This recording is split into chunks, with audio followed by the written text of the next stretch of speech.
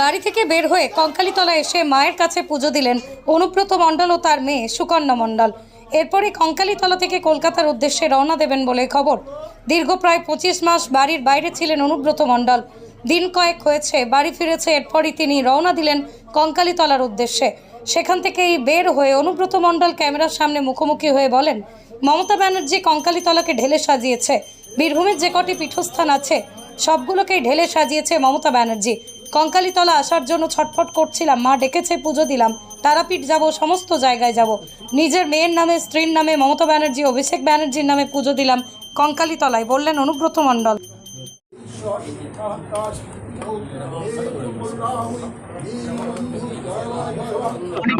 দেখুন, মমতা ব্যানার্জি কঙ্কালীকে সেজে ঢালিয়েছে, তারাপীঠকে ঢালিয়েছে, ফুল্লরা তোলাকে ঢালিয়েছে,